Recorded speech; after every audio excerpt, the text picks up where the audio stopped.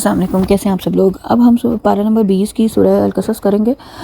اس سورہ میں خداوند عالم نے حضرت موسیٰ اور فرعون کا تفصیلی قصہ بیان کیا ہے۔ وہی بات ہے کہ ہر سورہ میں ہی آلموسٹ حضرت موسیٰ کا قصہ آ ہی جاتا ہے۔ حضرت رسول کی نبوت کے دلائل پیش کیے ہیں۔ اللہ پاک نے اس سورہ میں ایماندار نصرانیوں کی مدح اور حضرت رسول پاک کی فہمائش اور مکہ کی مدح، اگلوں کے عبرتناک تذکرے، خدا بغیر ہدایت کے عذاب نہیں کرتا، یعنی پہلے اللہ پاک ہدایت دیتے ہیں اور کوشش کرتے ہیں کہ کسی طرح بندہ جو ہے یہ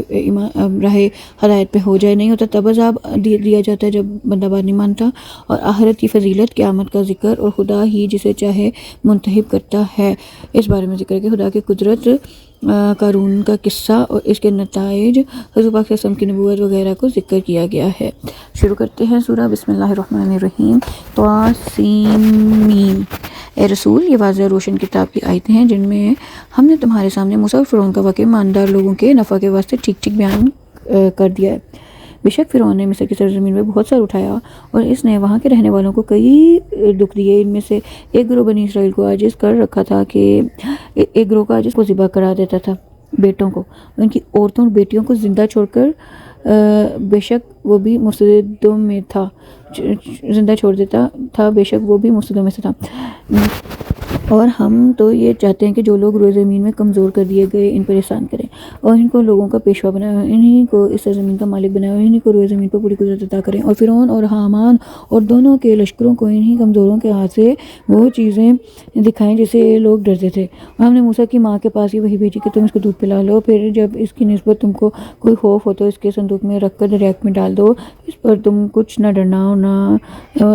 پریشان ہونا، تم اطمینان رکھو، ہم اس کو تمہارے پاس پہنچا دیں گے۔ یہ جو سارا واقعہ ہوا تھا، یہ فرعون کی بیوی نے پکڑ لیا تھا حضرت موسیٰ کو، پہنچ گئے تھے فرعون کے محل میں، اور پھر وہاں پہ دائی کا ارینج کیا گیا تھا دودھ پلانے کے لیے، تو ان کی ماں کو ہی بلایا گیا تھا ایز اے دائی۔ یہ اللہ پاک کا پوری تدبیر تھی۔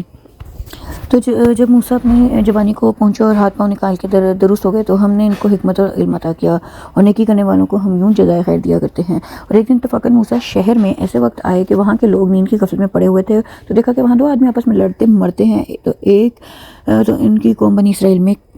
کا تھا اور وہ دوسرا ان کے دشمن کی قوم کپتی کا ہے۔ تو جو شخص ان کی قوم کا تھا، اس نے اس شخص پر جو ان کے دشمنوں میں سے تھا غلبہ حاصل کرنے کے لیے موسیٰ سے مدد مانگی۔ اس وقت موسیٰ نے ایک ہی گھونسا مارا تھا کہ اس کا کام تمام ہو گیا،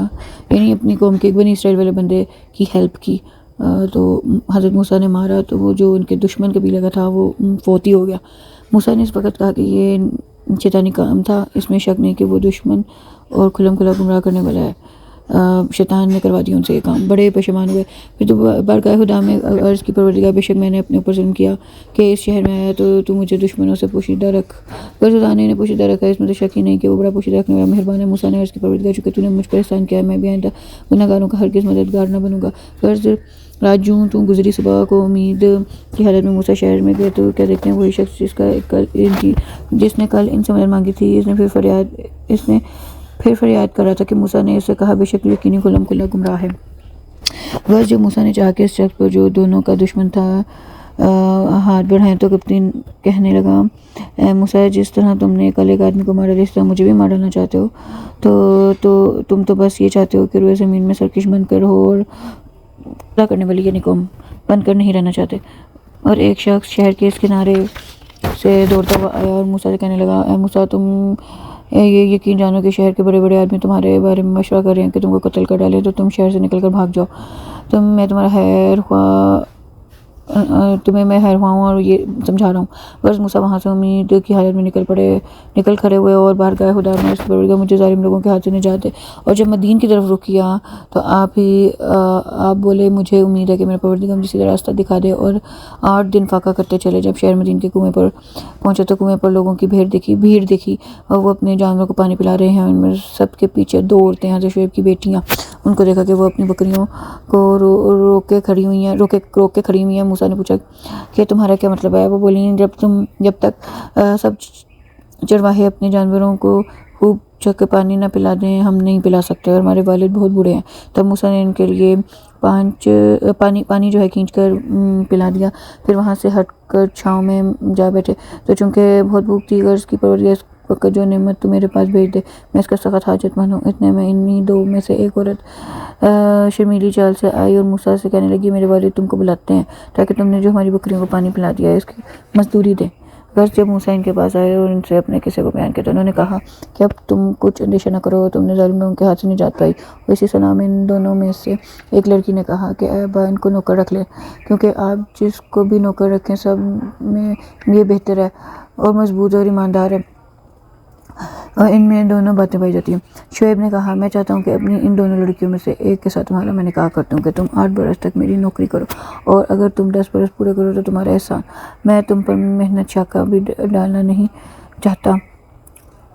اور تم مجھے انشاءاللہ نیکوکار آدمی پاؤ گے۔ موسیٰ نے کہا یہ میرے اور آپ کے درمیان معاہدہ ہے، تو ان مدتوں میں سے میں جو بھی پوری کروں مجھے اختیار ہے، مجھ پر جبر و زیادتی کرنے کا آپ کو حق نہیں، اور ہم آپ جو کچھ کہہ رہے ہیں اس کا خدا گواہ ہے۔ غرض موسیٰ کا چھوٹی لڑکی سے نکاح ہو گیا اور رہنے لگے۔ پھر جب موسیٰ نے اپنی 10 برس کی مدت پوری کی اور بیوی کو لے کر چلے تو اندھیری رات جاڑوں کے دن راہ بھول گئے اور بیوی صفورہ کو درد ذے شروع ہوا۔ اتنے میں کوہ طور کی طرف سے آگ دکھائی دی تو اپنے لڑکے والوں سے کہا تم لوگ ٹھہرو، میں نے یقیناً آگ دیکھی ہے۔ یعنی اس ٹائم پہ ان کو نبوت ملی تھی، جوانی کی حالت میں جب ان کی اولاد ہونے والی تھی۔ اچھا جی، پھر غرض موسیٰ آگ کے پاس گئے تو میدان کے داہنے کنارے سے اس مبارک جگہ میں ایک درخت سے انہیں آواز آئی کہ اے موسیٰ اس میں کوئی شک نہیں کہ میں ہی اللہ سارے جہان کا پالنے والا ہوں۔ اور پھر وہ سارا واقعہ کیسے چھڑی مزدہ بنی اور ہاتھ گریبان میں ڈالا، وہ سفید براق بنا، وہی ریپیٹ سارا واقعہ۔ پھر نبوت کی 2 دلیلیں، یعنی کہ اللہ پاک نے کہا نا کہ غرض یہ دونوں عصا و ید بیضا تمہارے پروردگار کی طرف سے تمہاری نبوت کی 2 دلیلیں فرعون اور اس کے پاس دربار کے سرداروں کے واسطے ہیں۔ پھر یہ موسیٰ جو ہے فرعون کے پاس گئے، پھر جو ہے کنڈیشنز پیش کیں کہ میرے بھائی کو میرے ساتھ بھیجیں، میری زبان کی گرہ کو کھولیں، اور بھی جو کچھ بھی کہ وہ مجھ پہ غلبہ نہ کر پائیں، میری مدد کرنی ہے آپ نے۔ اللہ پاک نے کہا بے فکر ہو کے جو میں تمہارے ساتھ ہوں۔ غرض موسیٰ ہمارے واضح روشن موضوع لے کر ان کے پاس آئے تو وہ لوگ کہنے لگے یہ تو بس جادو ہے۔ پھر جادوگروں کا سارا واقعہ اور جادوگر کس طرح ایمان قبول کیا، پھر وہاں سے کیسے ان کو لے کے حضرت موسیٰ نکلے اور ان کو دریا پار کرایا اللہ پاک نے، اور جو ہے فرعون کو ڈبو دیا اسی دریا میں۔ وہی بات ہے، لوگوں نے سوال رسول پاک سے کرنا شروع کر دیا کہ حضرت موسیٰ کو جو اتنے معجزات بیان کرتے ہیں آپ ہمیں، تو آپ کو کیوں نہیں کوئی معجزہ اللہ پاک عطا کرتا نا؟ تو کفار تو یہ بھی کہہ گزرے کہ یہ دونوں کے دونوں تو رہت و قرآن جادو ہیں کہ وہاں میں ایک دوسرے کے مددگار ہو گئے ہیں، اور یہ بھی کہہ چکے کہ سب کے منکر ہیں۔ اے رسول تم ان لوگوں سے کہہ دو کہ اگر تم سچے ہو تو خدا کی طرف سے ایک ایسی کتاب جو ان دونوں سے ہدایت میں بہتر ہو لے کر آؤ، میں بھی اس پر چلوں۔ پھر اگر یہ لوگ اس پر میں نہ مانیں تو سمجھ لو کہ یہ لوگ بس اپنی ہوا و ہوس کی پیروی کرتے ہیں، اور جو شخص خدا کی ہدایت کو چھوڑ کر اپنے پیروی کرتا ہے اس سے زیادہ گمراہ کون ہوگا۔ ٹھیک ہے جی،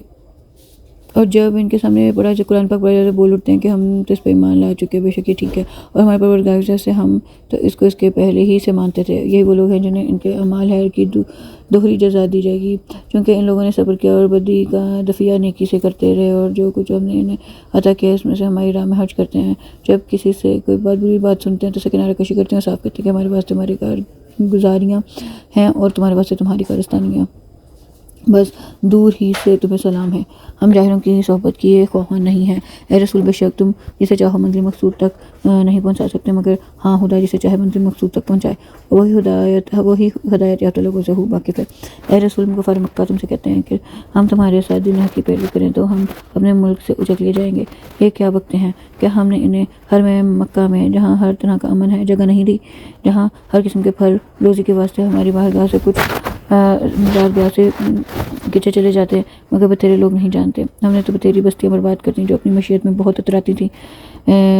تو دیکھو یہ انہی کے اجڑے ہوئے گھر ہیں جو ان کے بعد پھر آباد نہیں ہوئے مگر بہت کم، اور آخر ہم ان کے مال و اسباب کے وارث ہوئے۔ اور تمہارا پروردگار جب تک ان لوگوں کے صدر مقام پر اپنا پیغمبر نہ بھیج لے، وہ ان کے سامنے ہماری آیتیں نہ پڑھ کے سنا دے، اس وقت تک بستیوں کو برباد نہیں کرتا۔ یعنی اللہ پاک پہلے جو ہے وہ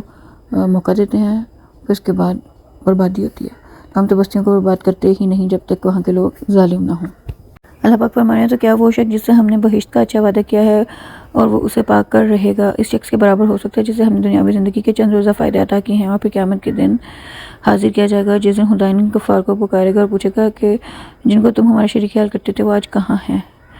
تو یہ جو ہے نا حضرت عمار کی مداح اس میں بیان کی گئی اور ولید کی مذمت، کیونکہ ولید جو ہے وہ کفار میں سے تھا اور حضرت عمار کو بہشت کا وعدہ کیا گیا تھا۔ وہ لوگ جو ہمارے عذاب کے مستوجب ہو چکے ہیں کہہ دیں گے کہ پروردگار یہی وہ لوگ ہیں جنہیں ہم نے گمراہ کیا تھا جس طرح ہم خود گمراہ ہوئے، اسی طرح ہم نے ان کو گمراہ کیا، اب ہم تیری بارگاہ میں ان سے دستبردار ہوتے ہیں اور یہ لوگ ہماری عبادت نہیں کرتے تھے۔ اور کہا جائے گا کہ بھلا اپنے ان شریکوں کو جنہیں تم خدا سمجھتے تھے ان کو تو بلاؤ تو وہ تمہارے لیے کوئی سفارش ہی کر دیں، تو اس دن ان کی سفارش کیا کام آئے گی اور کون کس کے لیے کیا سفارش کرے گا، سب کو اپنی اپنی پڑی ہوگی۔ تو دن یاد کرو جس دن خدا لوگوں کو پکار کر پوچھے گا کہ تم لوگوں نے پیغمبروں کو ان کے سمجھانے پر کیا جواب دیا تھا، تب اس دن انہیں باتیں نہ سوچ پڑیں گی اور پھر ہم ایک دوسرے سے پوچھ بھی نہ سکیں گے۔ یعنی بالکل اللہ پاک سے یہ لوگ جو ہے نا کریں گے کہ ہمیں واپس دنیا میں بھیج دیا جائے تو ہم ایماندار ہو جائیں، یعنی اس طرح کے اللہ پاک سے جو ہے نا ریکویسٹ کریں گے، اور اس ٹائم تو کسی کی بھی نہیں اللہ پاک نے سننی نا، تو اس بارے میں سارا ذکر ہے، تو ابھی سے دنیا میں ہی توبہ کر لیں۔ وہ بات اس پہ آیت ہے کہ ہاں جس شخص نے توبہ کر لی اور ایمان لایا اور اچھے کام کیے تو قریب ہے کہ یہ لوگ اپنی مرادیں پانے والوں میں سے ہوں گے۔ پھر سے اللہ پاک کی ساری حمد بیان ہو رہی ہے، ریپیٹ پہ اللہ پاک اپنے موجودگی کا بتا رہے ہیں کہ کون ہے جو دن اور رات کو پلٹاتا ہے اور کون ہے جو پانی کو برساتا ہے۔ ساری جو پہلے ہم نے ساری پچھلی سورہ میں اللہ پاک کی حمد و ثنا بیان کی ہے کہ اللہ پاک اتنا کھول کے اپنا جو ہے وہ تعارف کرواتے ہیں، پھر یہ لوگ جو ہے دوسرے معبودوں کی پوجا کرتے ہیں۔ پھر اگلا واقعہ جو ہے قصہ ایک اور ناشکری کا قصہ، تو سنا موسیٰ کی قوم سے ایک شخص قارون نامی تھا، تو اس نے ان پر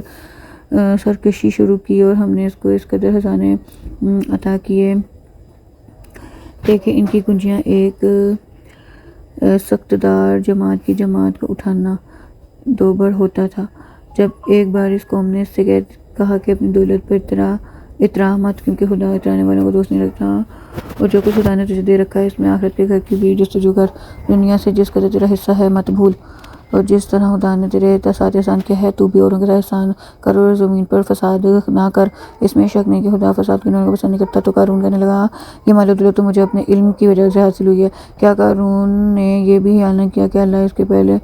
ان لوگوں کو ہلاک کر چکا ہے جو اس قوت و جمعیت میں کہیں بڑھ چڑھ گئے تھے، اور گناہ گاروں سے ان کی سزا کے وقت ان کے گناہ گاروں کی پوچھ گچھ نہیں ہوا کرتی۔ غرض ایک دن قارون اپنی قوم کے سامنے بڑی آرائش اور ٹھاٹھ کے ساتھ نکلا، تو جو لوگ دنیا کی چند روزہ زندگی کے طالب تھے اس شان سے دیکھ کر بہت ہی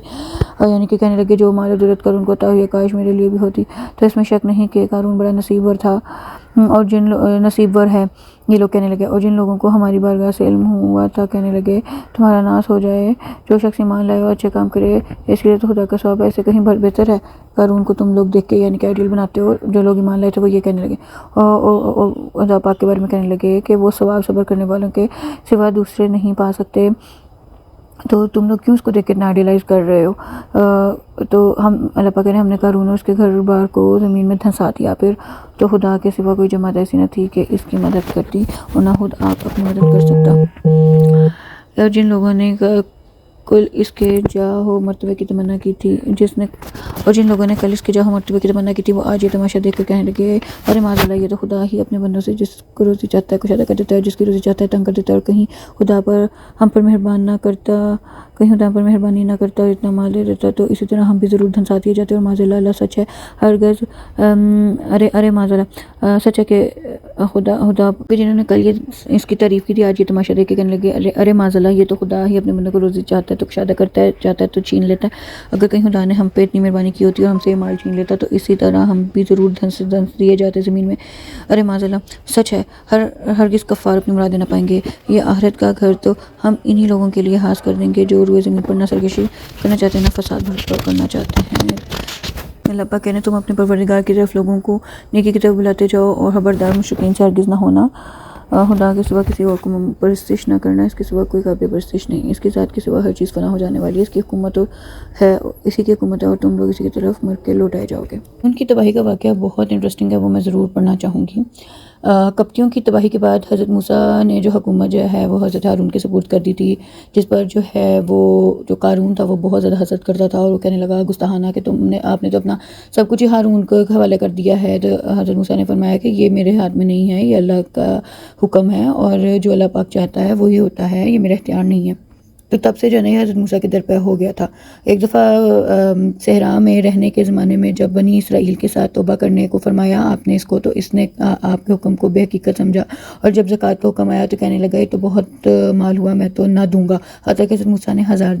دینار سے 1 دینار مقرر کیا تو بھی یہ راضی نہ ہوا، اور کہنے لگا موسیٰ نے جو کچھ مان لیا اب ہمیں فقیر بنانا چاہتا ہے۔ ایک دفعہ اس نے کیا کیا، حسد میں آ کے ایک عورت کو شفیوں کی تھی 2 تھیلیاں دیکھ کر کہا کہ اس پہ نہ موسیٰ پہ زنا کی تم نے تہمت لگانی ہے۔ تو دوسرے دن جب حضرت موسیٰ آواز کر رہے تھے تو زنا کی مذمت پر بات کرنے لگے، تو یہ اٹھ کھڑا ہوا قارون، تو کہنے لگا جو آپ لوگوں کو سمجھا رہے ہیں تو خود بھی ایسا نہ کریں نا۔ اور اس نے پھر عورت کو پیش کیا کہ گواہی دو کہ کیا کیا ہے اس نے تمہارے ساتھ موسیٰ نے۔ مگر خدا کی شان کہ اس کو خدا کا خوف پیدا ہو گیا اس عورت کو، اور اس نے سچا واقعہ بیان کر دیا کہ قارون نے مجھے یہ تھیلیاں دیں، اور یہ دکھائی اس نے تھیلیاں سب کو، تو وہ سب مجمع میں ذلیل ہو گیا، اور ان حرکتوں کی وجہ سے حضرت موسیٰ کو بہت جلال آیا، اور انہوں نے بنی اسرائیل سے فرمایا جس کا جی چاہتا ہے وہ یا تو میرا ساتھ دے یا قارون کا ساتھ دے۔ اس کے بعد آپ نے اس کے لیے بد دعا کی، اور 2 آدمیوں کے سوا سب بنی اسرائیل اس سے الگ ہو گئے تھے، اور خدا کا حکم ہوا کہ زمین کو تمہارے اختیار میں دیا، یعنی حضرت موسیٰ کو اللہ پاک نے کہا کہ تمہارے اختیار میں دی میں نے زمین، یعنی حضرت موسیٰ کو اتنا جلال آیا ہوا تھا۔ تو حضرت موسیٰ نے فرمایا اے زمین اسے نگل جا، فوراً جو ہے نا گھٹنوں تک جو ہے نا یہ دھنس گیا زمین کے اندر، اور اس نے امان چاہی، پھر آپ نے اس کو دوبارہ اس کے نگل جانے کا حکم دیا تو کمر تک دھنس گیا، اور اس نے زاری شروع کر دی معافی کے لیے، تو غرض آپ کہتے گئے اور وہ ڈوبتا چلا گیا، اور اس نے ہر چند جو ہے نا وہ زاری کی، معافی مانگی، اور آپ نے کچھ نہ سنا، اور پورے کا پورا زمین کے اندر دھنس گیا اور غائب ہو گیا۔ جب قارون اپنی کرتوتوں کی بدولت زمین میں دھنس گیا تو اب لوگوں کو یقین ہوا کہ روزی کا گھٹنا بڑھنا اگر اپنے ہاتھ میں ہوتا تو آج قارون کا یہ نتیجہ نہ ہوتا۔